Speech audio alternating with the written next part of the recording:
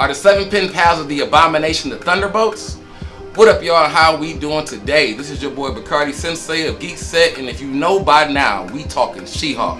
Cue the title music.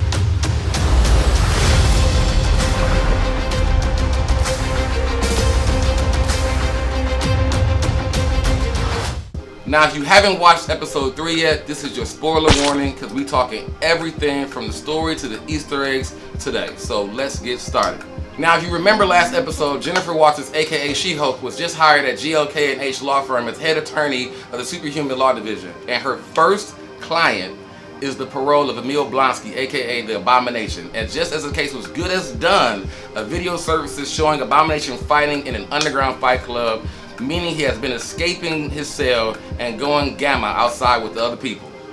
Now, if this looks familiar, you remember we had a moment of this during the Shang-Chi and the 10 Rings, where we found out Wong has been doing these underground fights with Abomination. Just before the show really gets going, we get another amazing fourth wall break from Jennifer, acknowledging our undying love for Wong and what we believe was a great foreshadow for another major cameo to come into that appears in the episode. Now, the day starts, Jennifer is called in to another case that's unraveling in the office as well. An old friend, Mr. Bukowski, has come into the Superhuman Law office to file a lawsuit on a light elf shapeshifter from New Asgard who tricked him out of some money while they were dating. Which, get this, the guy thought he was literally dating Megan Thee Stallion. Like, Megan. Like, dog had it real bad. Sorry, you thought you were dating Megan Thee Stallion? A multiple Grammy Award winner megastar Megan Thee Stallion? We'll get back to that later though. So cue Wong with his great interest, and we get a full explanation of what the underground fights are all about.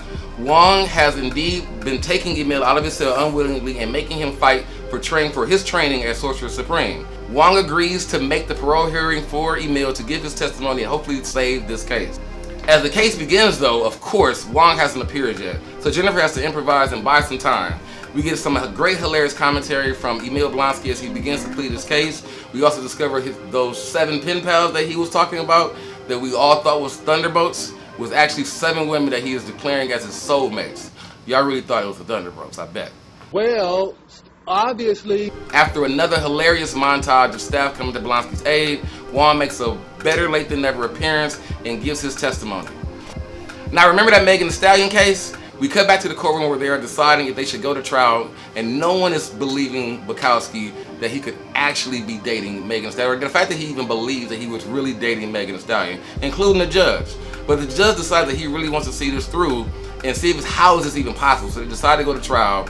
We'll get back to that later. Back to Jennifer. Wong is finishing up his testimony, and the panel is still not convinced that Emil won't rage out as Abomination. So Emil, in the last-ditch effort, decides to go gamma right in there in the middle of everybody and turns into Abomination in his cell, terrifying everybody in the court.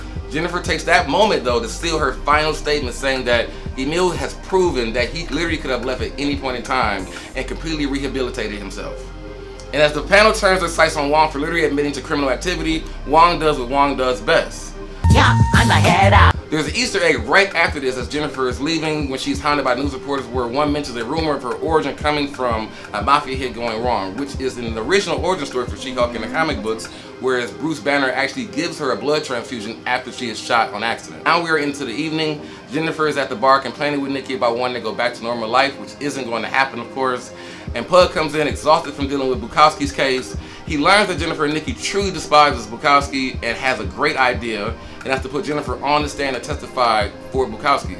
Of course, Jennifer rips him to shreds on the stand, and that guarantees a victory for Pug. We're proving that Bukowski really would believe that he would actually be dating Megan Thee Stallion. And we also get a real cameo in the back where Megan Thee Stallion is definitely being the hottie that she is. That's right. There's only one Megan Thee Stallion.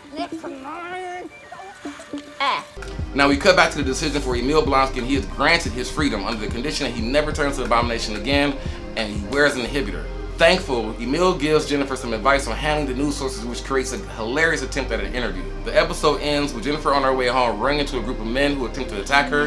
This is a cameo appearance actually of the Wrecking Crew, a bumbling group of criminals, Wrecker, Thunderball, Bulldozer, and Pile Driver, who appears in the comic books getting their powers from an enchanted Asgardian crowbar and other Asgardian construction tools.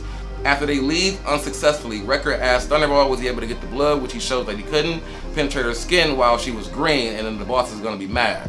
So this episode was really over the top for me, from Wong's appearance, Emil showing his rehabilitation, and of course the shape-shifting elf impersonating Megan Thee Stallion. And you even get, of course, that end credit scene that everybody loves, where you get to see She-Hulk and Megan give us a heavy dose of twerking body. You know I'm the hottest, you ain't never gotta heat me up. Did you guys catch any of the other Easter eggs? I actually did see the Iron Man 3s made another appearance this episode, so when do you think we actually gonna see these? Leave your thoughts and any questions in the comments below. You have a good one.